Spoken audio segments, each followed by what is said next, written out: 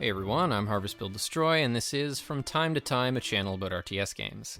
In this video I'm going to talk about Warcraft 3, but first, I should probably mention that this actually isn't the video I'd intended to make right now. Up until recently, I was working on a video that probably would have been called What I'd Like to See in Age of Empires 2 Definitive Edition. But, a little while ago, I was lucky enough to receive an invite to the Definitive Edition closed beta, and, well, there's a fairly strict non-disclosure agreement involved, so I actually can't say anything about the game, and as such, can no longer make that video. But while I can't say anything concrete about the game, I think I can at least say this. I have in general liked what I've seen. If you're excited for it, stay excited. There's some really interesting new stuff that I can't wait to talk about once the NDA is lifted. So stay tuned for a bunch of navel-gazing armchair nonsense that will almost immediately be obsolete once the likes of Viper, Leary, and other top players get their hands on it. As for why I haven't posted a video in a while, my interest in RTS games waxes and wanes like anything else. Over the past year or so, I've mostly been playing From Software games, so much so that I've even thought of covering them here. It's always seemed to me that there's a decent amount of crossover between RTS games and Dark Souls, at least in one direction. Anyway, for a while now, I guess you could say that my interest or even faith in newer RTS games from smaller companies has rather abated. I've liked most of the newer games that I've tried on some level, but I haven't loved any of them. I'll always be willing to try new games as they come out, but I'm not holding my breath at this point. However, my interest/faith in legacy games is as high as it's ever been. By the end of the year, hopefully, my 3 favorite RTS games will all have been remastered. I'm also happy to see that the original Command & Conquer and Red Alert are being remastered despite not being a big C&C guy myself. The more different RTS communities there are thriving, the better as far as I'm concerned. I suspect if these different legacy titles become popular enough, eventually a more mid-sized or larger developer might start considering the possibility that there's an untapped market. Perhaps that's extremely wishful thinking, but I think it's probably more realistic than a smaller company coming out with a sleeper hit from nowhere. Anyway, in this video I'm going to talk about both Warcraft 3 in general and Reforged. I've barely mentioned Warcraft 3 on the channel so far, and if you've been subscribed for a while and are familiar with my preference for mechanically demanding macro-oriented RTS games, you've probably assumed that I'm not a big fan of it. While that wouldn't be an entirely baseless assumption, in this case it would be incorrect. I guess I spilled the beans a minute ago, but I love Warcraft 3. It's my 3rd favorite RTS game of all time, with Age of Empires 2 being the first and StarCraft 1 being the second. But before I talk about Reforged specifically or the new patches, I'm going to talk about Warcraft 3 in general and why I like it. From there, I'll touch on the things that, at least historically, I haven't been as big of a fan of. However, basically all of the issues I've had with Warcraft 3 and its metagame in the past have been refreshingly shaken up by the new patches, and at least from where I'm standing, the future of Warcraft 3 looks incredibly bright. Aside from RTS games, the games I tend to gravitate most towards are messier, more complicated RPG-type games where you have all sorts of stats, gear, and so on to optimize and obsess over. It started with Pokemon when I was a kid, when I was a little older it was Dota, and most recently it's been Dark Souls. Regardless of genre, I like games where you have lots of room to theory craft and come up with creative solutions to gameplay problems, and the messier, the better. I think Warcraft 3 does an incredible job of giving you plenty of stats and gear RPG stuff to play around with, while retaining just enough of the essentials of RTS to be satisfying on that front too. I think it's pretty remarkable that the game strikes such a comfortable balance between its RPG and RTS elements. If it wasn't organized in precisely the way it is, I could easily imagine either being too prominent and trivializing the other. I especially like how you have to balance multiple different types of advantages as you play the game. You can be ahead or behind on army size, upgrades, hero levels, items, expansions, etc. As always, I think the way its economy functions is a major factor in this, even though at first glance, it doesn't necessarily sound like it would work all that well. You have a 2-resource economy with a primary and a tech resource, that is, gold and lumber respectively, but unlike StarCraft and most other 2-resource RTS games, it's the primary resource that's gathered at a restricted rate, while the tech resource can be gathered at more or less whatever rate you want, regardless of how many bases you have. Like I said, on paper that doesn't sound like it would lead to the most interesting gameplay, especially when you throw the upkeep mechanic into the mix. How could it ever be a good idea to punish a player so hard for continuing to make units in an RTS game? The answer is, of course, that there are heroes in the game, which kind of does away with the rulebook. In Warcraft 2, which didn't include hero units, your rate of gold income wasn't quite so restricted. You could fit something like 10 or 15 peons on a gold mine. Because of this, macro-wise, the game scaled more like StarCraft than Warcraft 3. But in Warcraft 3, your rate of gold collection is much more restricted, with a max of 5 workers per mine. It's almost the opposite of StarCraft. Your gold income is more comparable to a Vespene geyser than Warcraft 2 gold mine, and your lumber income is functionally unrestricted, since you can easily gather much more than it would ever be possible to actually use without needing to expand to do so. The purpose of restricting gold income so heavily as I see it is to keep the unit count relatively low and shift the focus toward how you make use of your hero units, rather than more traditional macro. Your first hero is free, which all but eliminates no hero builds from competitive play. In theory, skimping on lumber allows you to create a somewhat larger army, but in practice, it's generally not such a good idea. At least during the periods of time when I've paid attention to the meta, the only tier 1 all-ins that tend to see any play at high levels involve combining double barracks, crypt or ancient of war with summoned units and forward towers, the latter of which cost a fair bit of lumber. Deciding how many lumber workers to create is more relevant to taking expansions, because you generally need to invest in both towers and the expansion itself, oftentimes in addition to a second production structure, and a few minutes later, teching up so as to not fall behind. Aside from increasing your opportunities for economic harassment, I think this is probably what lumber does more than anything else in practice. It forces you to indirectly invest quite a bit of gold into your expansions. In theory, the same should be true for teching, but teching is the norm in Warcraft 3. Every race wants at least tier 2, generally as fast as possible. I think the necessity of chopping all this extra lumber in order to expand is quite important to how the game works overall, because with gold income being so restricted, the ability to mine twice as much as a player who hasn't expanded is pretty powerful. I think it's also pretty significant that expanding puts you behind on tech, which not only prevents you from making higher tier units, but also delays your ability to make a second hero or buy higher tier items. There are a couple of other mechanics in Warcraft 3 that limit the effectiveness of expansions and keep the focus on heroes and smaller armies, but without making it so difficult as to make expanding pointless. One that's almost too obvious to point out is that the supply limit is only 100, compared to 200 in StarCraft and Age of Empires. Another is the game's upkeep mechanic. If you're unfamiliar, once you exceed 50 supply, you enter low upkeep, which means that your workers will only return 7 gold per trip instead of 10. However, 10 gold is still taken from the mine, so that 3 gold is completely lost. Once you go above 80 supply, you enter high upkeep, and your workers will only return 4 gold per trip, meaning that 60% of the gold taken from the mine is lost. It's not completely unheard of for players to temporarily stop mining gold and go into high upkeep before a battle, and then resume mining after falling below the threshold. This mechanic does quite a lot to limit the power of taking expansions, as well as massing units in general. You typically need more lumber to make use of the extra gold when you expand, and the extra supply taken up by the extra workers will generally push you into low upkeep a fair bit earlier than a player who hasn't expanded. So, in a 2 bases versus 1 base situation, often enough the 2 base player is only getting 40% more gold than their opponent, rather than double, assuming that the 2 base player goes into low upkeep early on, and the 1 base player stays at 50 supply while focusing on tech and items. If you factor in the gold loss to upkeep, the 1 base player may also end up with more total gold over the course of the game on a smaller map like Echo Isles, assuming that neither player is able to take a gold mine that is in theory supposed to be for the other player. Another factor is that items, and particularly consumable items, are quite powerful. Anyone who's played a lot of solo games will know how quickly 2 scrolls of healing can decide the winner of a battle, and often game, since you generally can't remax in Warcraft 3. An early Book of the Dead can be game-ending if you catch your opponent before they have any kind of dispel. Passive items are pretty good too, especially for agility heroes, but their effectiveness is limited by your hero's limited item inventory. This is important too, because if heroes could get big and scary enough, like in a MOBA, it could trivialize the macro side of the game. Still, I think stacking circlets and other passive items on non-Blade Master heroes is somewhat underrated. The power of items combos well with the upkeep mechanic, because you can always stock up on items at 50 supply. It's really only when the supply advantage gets up to 15 or 20 that it really starts to become significant, and you can mitigate this with items, higher tier units, upgrades, etc. The rate of gold collection with no upkeep is 10 gold per second for a saturated mine, or 600 per minute. At low upkeep, that's 420 gold per minute, which means 180 gold lost per minute. That's almost a circlet of nobility lost every minute you're in low upkeep, or if you prefer, a scroll of protection and change. So while expanding is obviously worth doing in Warcraft 3, it doesn't linearly increase your income quite the same way as it does in StarCraft or Warcraft 2. And it has to be that way in order to keep the game's traditional RTS elements in balance with all the hero and item stuff. There are both advantages and disadvantages to expanding in Warcraft 3, and you have to weigh them against each other as you decide how to approach a particular matchup on a particular map. Something else I've always loved about Warcraft 3 is the unit movement and AI. On this front, I think Warcraft 3 is completely unrivaled in RTS. There's just so much you can do with body blocking and unit positioning to get an edge on your opponent.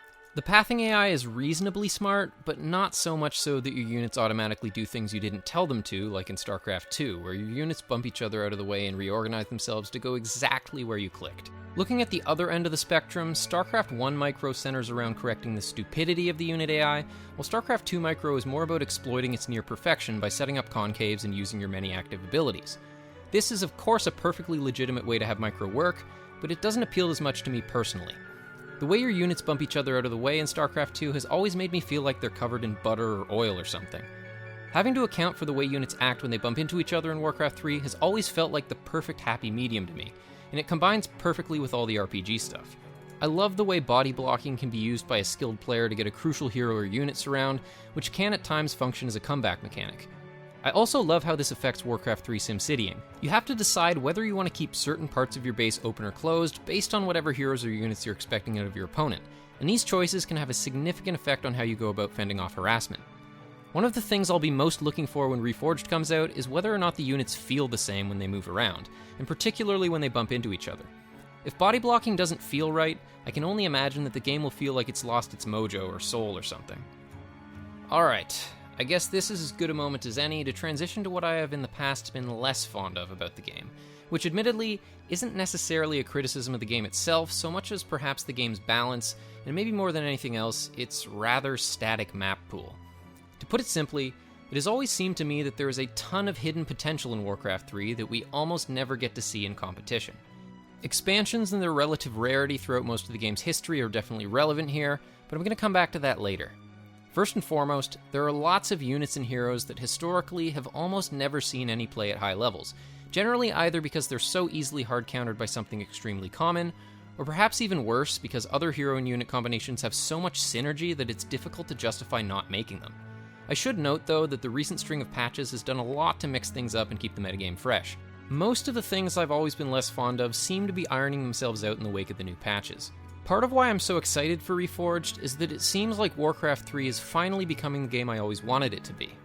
So as I discuss the things I've always been less fond of, I'm going to focus more on how the game has been historically, instead of how it's changed since the recent patches have come out. Thanks to these patches, most of the things I'm going to discuss here have already been addressed. Anyway, an important part of the early game in Warcraft 3 is mitigating the damage done by neutral creeps. The last thing you want is to be caught out of position by your opponent with a bunch of low HP units, or even worse, a low HP hero. Losing an individual unit to your opponent is a bigger deal in Warcraft 3 than in most other RTS games, not just because you have so few of them, but also because each one is worth valuable experience for your opponent's heroes. Each race has a couple of techniques to mitigate HP loss to creeps, and mastering them is an extremely important part of playing the game competitively. However, at least for 3 of the game's 4 playable races, these techniques have always tended to force you into picking certain heroes, which greatly limits the range of viable strategies. I've always found this deeply unsatisfying and kind of sad, because I love what Warcraft 3 is as a game, but I've always felt like it's never realized its full potential. However, I do think the creeping techniques themselves are really cool, and make the experience of playing the different races feel unique. I've just always wished that they left more room for experimentation with hero choices, and consequently unit composition. Historically, the Night Elves have had a wider variety of viable hero options than the other races, in no small part due to the fact that they have Moonwells, which allow for easy mana regen. Mana regen is something Blizzard seems to have underestimated in designing the game. One of the other factors affecting hero choice in Warcraft 3 is that most heroes end up having mana problems if you try to pick them first, in addition to issues mitigating HP loss to creeps. This is less of an issue for the Night Elves than for the other races, and I suspect it's part of why Moon was able to play them as the so-called 5th race. I don't mean to trivialize his ingenuity or understanding of the game, but the level of creativity he brought to top-level play was probably only possible with Night Elf. Although the Demon Hunter was typically the standard first hero choice prior to the recent patches, at various points in the game's meta, it has been fairly common to see Beastmaster first versus Orc, Priestess of the Moon first versus Night Elf, and Dark Ranger or Tinker versus Human, to name a few examples. There's also the fact that the Night Elf's Ancient of War creeping technique doesn't rely on a specific hero ability. Similar to Terran buildings in StarCraft, many Night Elf buildings, the ones that look like living trees, can uproot and move around. Ancients of War are relatively inexpensive too, so Night Elf players use them to tank while they creep. All Ancients have a castable ability that allows them to eat a tree to regain health, which means that instead of losing health on your units to creep, you pay an idle time for whichever building you use to creep, plus whatever golden lumber you may have spent repairing it with the wisps, on top of health regeneration gained from the trees. The other races' creeping techniques, on the other hand, do tend to rely on specific hero abilities, which tends to limit your hero options. Human players usually tank with the Archmage's Water Elemental and bring extra militia along for DPS. This allows them to kill more powerful creeps earlier than they would otherwise be able to. This way, the damage will mostly go to the summoned unit that disappears after a while anyway. Rather than losing HP on your units, you lose mana on your Archmage to creep. This technique also allows you to reach level 2 quite quickly, giving you access to Brilliance Aura, which, like Moonwells, increases your mana regen. This means that neither your Archmage nor your second hero will usually end up having mana problems, and is probably the main reason we don't see players doing the same thing with Beastmaster or Firelord summons. It's kind of a double-edged sword for Human. On the one hand, you're sort of locked into going Archmage first almost all of the time. Sure, we've seen Mountain King or Blood Mage first against Orc once in a while, or even Solo Paladin against Undead if you want to get crazy, but Brilliance Aura is just so good that playing without it almost seems silly. On the other hand, though, Brilliance Aura does give Human arguably the widest variety of viable second hero choices, although historically the Mountain King has always been the go-to. More recently, the Alchemist has been just as common, and the Beastmaster second used to be quite standard versus Orc, usually in combination with a Masscaster Tower Push. You can do the same thing with the Fire Lord, although it's never been anywhere near as common. The Fire Lord is more common first with Tier 1 Tower Pushes. As an aside, now that Soulburn is a bit more spammable, I'm curious to see how Fire Lord second might play out versus Blademaster Shadowhunter. The ability to silence the Shadowhunter while still massing summons seems like it would be pretty good. Anyway, Naga second has always been standard versus Demon Hunter, and it works reasonably well against an Undead going Crypt Fiends. Panda second isn't so bad against Human or Undead either. So while your second hero choice as Human is relatively open by Warcraft 3 standards, for most of the game's history, the Paladin has been pretty much the only third hero option that's viable in competitive play, although I wouldn't be too surprised if we start seeing more Alchemist third in the future. It's also very nice to see the Blood Mage getting picked more and more, as it gives humans an alternative to the Archmage for mana regen. Paladin rifles with Blood Mage second is becoming more common, especially versus Undead, and Mountain King Blood Mage or Blood Mage first are seeing some play too. We even saw a decent amount of Alchemist first before the Heal Spray nerf, which would have been a troll build at best before the new patches. All in all, I think human hero diversity is in a pretty good spot right now. Unfortunately though, at least in the past, the other two races have never really had as many viable hero options as Night Elf or Human at the highest level of play. Similar to Water Elemental Militia creeping, Orcs can do the same sort of thing with Spirit Wolves if they go Farseer first, but that fell out of the meta pretty early on in the game's history until very recently. I'm quite happy to see many Orc players have started going Farseer some of the time again after many years of the Blademaster completely dominating the meta. Feral Spirit has a low mana cost and is just as useful for harassment and scouting as it is for creeping. The ability to resummon wolves as a way to deny experience is a plus too. Orcs can also afford to take more damage from creeps than the other races because Grunts are far and away the beefiest Tier 1 unit, and the Orc item shop sells the best Tier 1 healing item, the Healing Salve. If you open with the Blademaster, which was for many years standard in all matchups, you can sell your useless Scroll of Town Portal, stock up on salves, and use Windwalk to snipe the item carrying creep in Orge camps, grab the item, run away, heal, and repeat. Once you have 2 or 3 Grunts, you can clear green camps at the same time. As soon as your Blademaster has found more claws, gloves, and circlets than he can carry, he can safely spend the rest of the game chaperoning your opponent's army, stealing XP and items, forcing them to spend all their gold and dust while never being able to kill him, all while your Shadowhunter Spirit Link creeps in peace. Seriously though, there must be a line of code somewhere in one of those game folders that fudges the numbers so that Blademasters always find claws, gloves, and circlets, and Archmages only ever find rings of protection, slippers of agility, and cloaks of shadows. Anyway, throughout much of the game's competitive history, Orcs would go Blademaster Shadowhunter every game in most, if not every matchup, and it was always kinda hard to blame them, because it was definitely effective. On that note, it's nice to see that some of the weaker passive items have received much needed buffs. Once in a while, you might see a Tauren Chieftain third, but at least from what I recall, Orcs going Tier 3 is a more recent development. Many moons ago, when Farseer first was meta, we would see the TC second, but that was pretty much it. Not a tavern hero to be found. Orcs drink Demon's Blood, not sack and small beer. I do recall seeing the very occasional Farseer Firelord Demolisher Tower Rush a long time ago, but that was pretty rare. Orcs have mostly only ever had 2 viable hero combinations, and I'm glad to see the other one return to the meta. I'm particularly glad to see Farseer first becoming common versus Human again. I play Human, by the way, if that wasn't already obvious, although in the wake of all the new changes, I can for the first time imagine myself switching races. Anyway, to be fair, the most grievous offender of static hero combinations is perhaps Undead, which, in the interest of full disclosure, has always been my main off-race when I play Warcraft 3. Coil Nova is just so good that, like Brilliance Aura, not getting it seems kind of silly. Undead generally rely on the combination of Coil for healing and Skeletons and Lumberghouls for extra DPS in their early creeping. Aside from the bit of regen you get on Blight, Undead never used to have any other way to heal at Tier 1, and when you factor in the fact that Death Coil can be used defensively, it's kind of mandatory for Undead. At least it was. I'm glad to see that they've buffed Cannibalize and added a new Tier 1 healing item to the Undead shop, the Ritual Dagger. It's an active item with 2 charges for 125 gold that allows you to sacrifice a friendly Undead unit, presumably a skeleton, in order to heal friendly non-mechanical units in a radius around it for 100 health. Here's to hoping that this will help make other first hero choices viable. I could see it combining well with the Crypt Lord or even the Dark Ranger since both of them have expendable summons. But traditionally, aside from flipping the order of the DK and Lich in mirror matches, Undead have really only had multiple options for their third hero.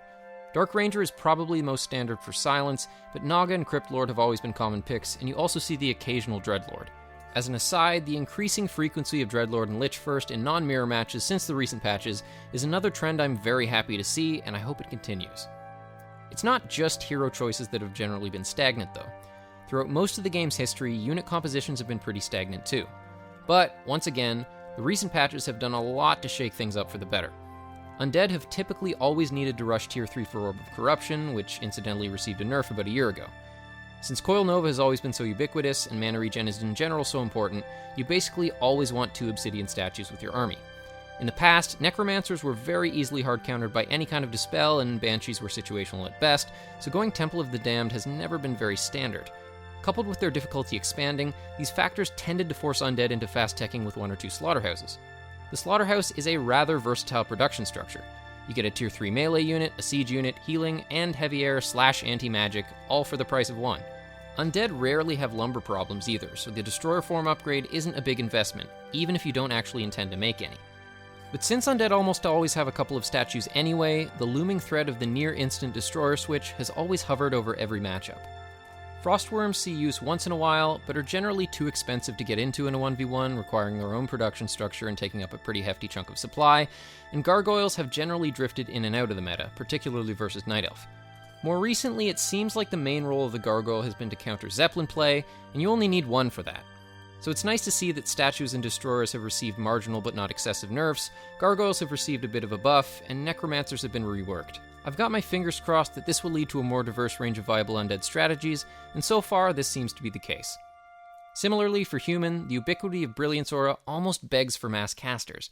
Footmen are pretty much useless once you have access to anything else, and the Arcane Sanctum is the only human production structure that gives you anything like the versatility of the Slaughterhouse, Bestiary, and Ancient of Lore.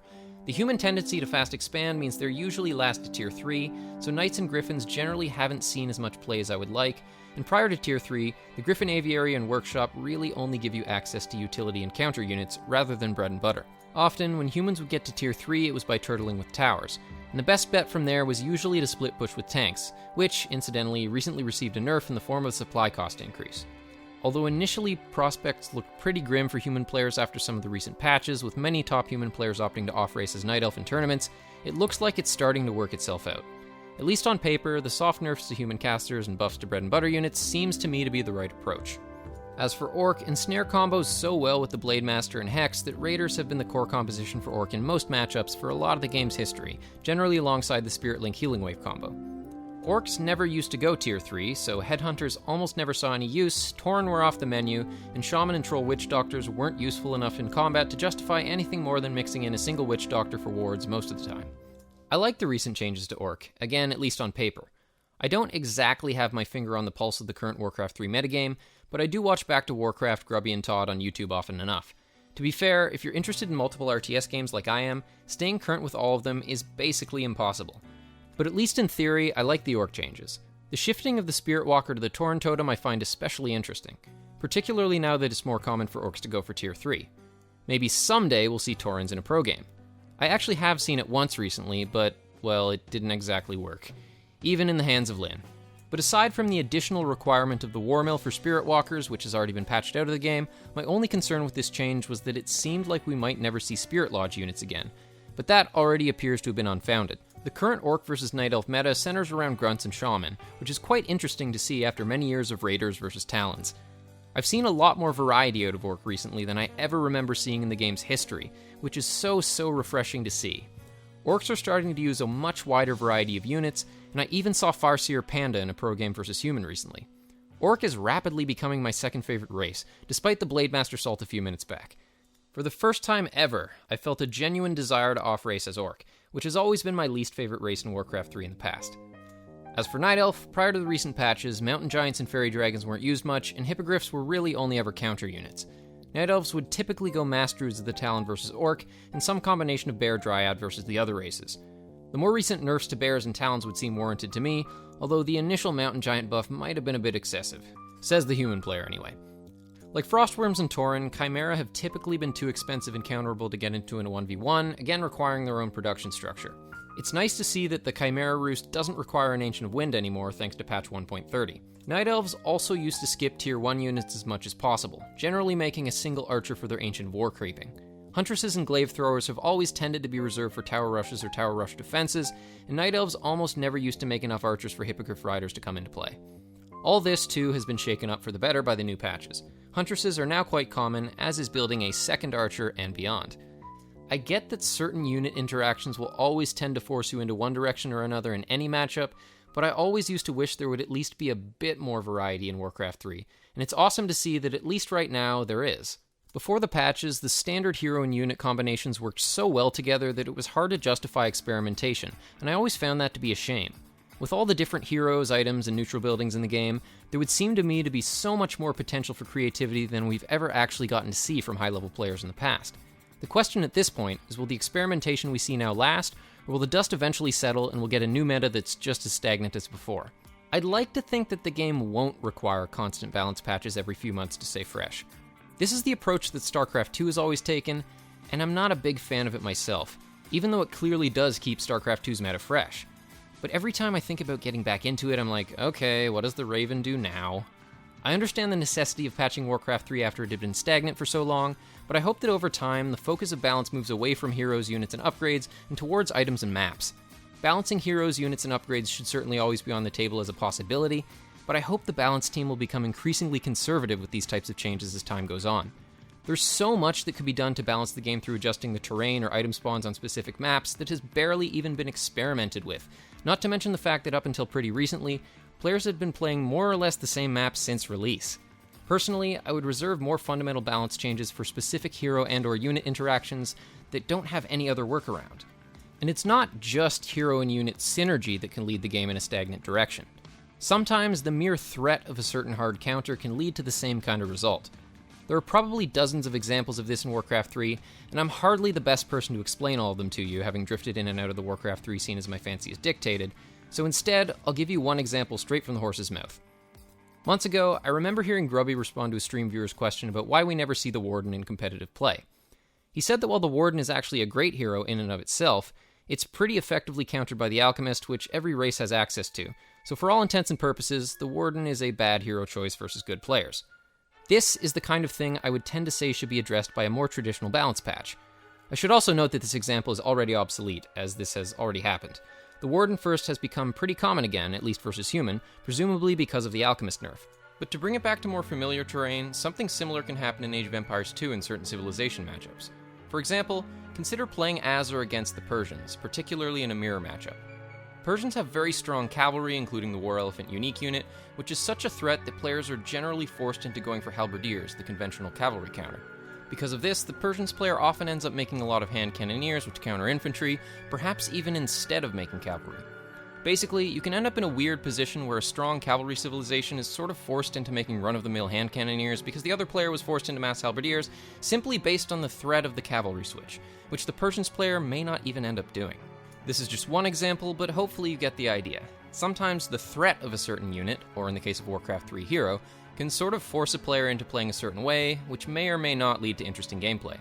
The difference is that in Age of Empires, you can tech switch whenever you want, but in Warcraft 3, your hero choices are final, and since gold income is so limited, you generally can't afford to remake your entire army after losing it. Since these choices are irreversible, it's probably best for the counters to be on the softer side in order to give you more agency as a player to adapt on the fly.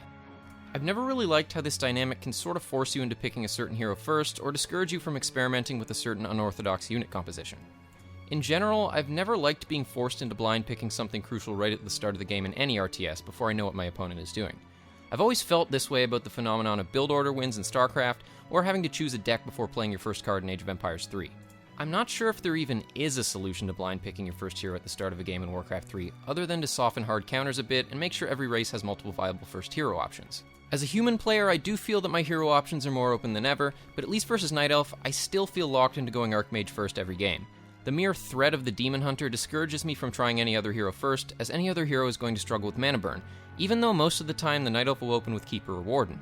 To be fair though, the logical second hero will change based on your opponent's first hero, so it's not like you're locked into doing exactly the same thing all game long every game.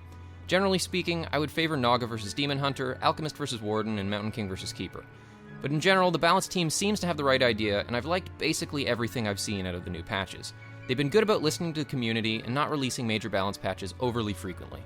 However, there is one more thing that I've always found disappointing about Warcraft 3 that doesn't seem to have been addressed, and I've never even heard it brought up. Perhaps the most tragic thing about Warcraft 3 to me historically is that we never really get to see the super late game in competitive play. It would seem to me that there's a lot of cool shit that could happen when players have multiple bases, plenty of tech, and high-level heroes stocked up with items. But maybe I just think that because I play human, and I like the idea of mass teleporting around the map, sending 2 tanks here, 1 there, all while harassing with a Divine Shield, Staff of Teleportation Paladin, or a small group of Griffins. But as for why we never see the super late game, I think it mostly has to do with the maps, and the historical rarity of taking expansions, which might be 2 sides of the same coin in a sense. If 1v1 maps had more gold on them, it's possible that expanding might have always been more common, and that the metagame would have looked different all along. It's nice to see that expanding is becoming much more common recently, particularly for Orc and even Undead. Throughout most of the game's history, it was mostly human that expanded, and sometimes Night Elf. This is probably why I ended up picking human as my main race. Playing human always felt more like an RTS game with heroes to me, as opposed to a MOBA where you make your own creeps. But ever since Orcs have started going for Tier 3 more regularly, the tiny Great Hall has been a viable option, and I think the game is much better for it. Tier 2 Orc expansions are increasingly common too. Undead have traditionally had the hardest time expanding for a number of reasons. The costs of the Haunted Gold Mine in Necropolis were lowered in patch 1.30, but before that, it was more expensive for Undead to expand than other races if you actually want to be able to town portal to your expo, and Acolytes, which were buffed more recently, always used to be pretty easy to harass. There's also the fact that Blight makes it easier for your opponent to scout your expo by accident, and since Undead have basically always wanted to rush Tier 3 for Orb of Corruption, it was just harder to fit into a build order. But with all the changes and reworks, Undeads are expanding more often than ever, and I do really hope to see this continue as the dust from the new patches settles. The more expansions players take, the more likely we are to see the super late game. But since the expo side of the equation already seems to be ironing itself out, I think the map pool might be the more significant factor in whether or not we get to see more triple ultimate versus triple ultimate games at high levels in the future. Most of the standard maps just don't seem to have enough gold on them for that to ever happen. The gold mines generally have 12 or 13k gold in them, and I've often wondered how the game might change if the standard was 15k or even 20. I might be alone on this, but I would be totally okay with it if tournaments or even Battle.net Ladder decided to retire Turtle Rock, Echo Isles, Twisted Meadows, and all the other standard maps players have been playing for 17 years, even if only for a time. I think Warcraft 3 could really use a new map pool, and I hope that map makers will experiment more with map architecture and item spawn locations than ever before. I'd also like to see more maps with 4 to 5 gold mines per player, and fewer with 2 to 3. If players had some more different maps to experiment on, we might see a whole new side of the game that we've never seen before. Sure, it could end up being a dumpster fire like the recent Brood War map Sparkle, but it could also end up being amazing, and I think we'd at least learn something worth knowing about how the game works, regardless of how it panned out. As a general rule, the more we see players picking different first heroes based not only on the matchup, but also the map, the healthier of a place the game is in. Alright, so there's quite a bit more I could say about maps and item spawns, but since this video is already pretty long, I think I'll leave that for another video. As for Reforged, I'm excited to see what the inevitable influx of new players will do to the way the game is played. There's so much that's been learned about games with heroes since the rise of the MOBA, and I'm really curious to see how both new and returning players with MOBA experience will approach the game, particularly now that the meta isn't quite so set in stone. I think having customizable hotkeys built into the game itself without needing a program like Warkeys will be a significant factor too. Something that has struck me in revisiting Warcraft 3 is how horrible many of the default hotkeys are. Clicking the button with the mouse is just as fast as hitting P to build a peasant or peon, and I can't wait to rebind it to E or something like that in Reforged. Below the top level of play, I think active items and particularly stabs are underused by almost everyone, because many players don't even know it's possible to rebind the item hotkeys. I wouldn't be at all surprised if we see that the Staff of Teleportation becomes much more standard in Reforged as more MOBA players try the game. At 150 gold, it's a steal. Also, now that there are so many people with experience in MOBAs, it will be way easier to get new people to play the game. Years ago, it was actually pretty difficult to explain Warcraft 3 to people who hadn't played it. Now it's pretty easy. You just tell them it's a game like StarCraft where you can make hero units like in Dota or League. Warcraft 3 works pretty well as a team game too, so now that port forwarding is no longer an issue for team matchmaking, it should be easier to get your friends to play the game with you on a whim. For Reforged, I would personally like to see Blizzard eliminate the barrier between random and arranged team matchmaking. I think it should be possible for you to queue up for a 4v4 with a friend who just installed the game as a 2-stack, just like in a MOBA. If arranged 2v2 is your only option, you're probably going to get crushed, and your friend probably won't want to play anymore. Some might argue that this could ruin the random team solo queue experience, but I doubt that, as long as the game only matches symmetrical stacks. What I mean by this is that if you queue up for a 4v4 as a 2-stack, and it pairs you with 2 solo queuers, the other team should have the same makeup. That is, it should match you up against another 2-stack and 2 solo queuers. What it should never do is pair up a 4-stack with 4 solo queuers. As long as the stacks are symmetrical, or at least very close to it, I think this is probably the best way to do team matchmaking. I doubt that terribly many high-level players are going to want to queue up for a 4v4 as a 2-stack anyway. They could also just add a box you can check or uncheck when you're solo queuing that would allow you to find games consisting exclusively of other solo queuers if that's what you really want. But making it easy to bring a friend along for a low-pressure team game would seem to me to be a good thing for the game's multiplayer longevity once the initial new game buzz wears off. As for the visuals, I would say I pretty much agree with what seems to be the overall consensus. I like that they've gone for a less cartoony, more dark fantasy look overall, but some of the units seem to look excessively different from their non-reforged counterparts. Many have pointed to the Footman, which looks a little too badass to be one of the weakest units in the game. I would tend to agree. But at the same time, it's not a finished product, and it's hard to really judge until you can sit down and play it for a few hours yourself. The biggest concern will be telling the different units apart at a glance. Modern RTS games seem to struggle with this a bit. A game may look gorgeous, but when it comes to actually having to play it, there might be too many bells and whistles on the screen that are hard to distinguish in the thick of things, especially on the highest graphics settings.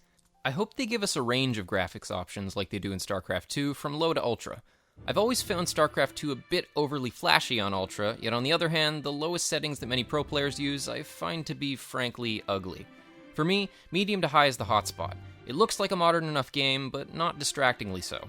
I hope we get a similar range of graphics options in Reforged that actually look different as you cycle through them, on top of the ability to use the old school graphics like you can in StarCraft Remastered. It would also be nice to be able to use the old soundtrack and sound effects if you prefer them for one reason or another, regardless of the graphics settings you use.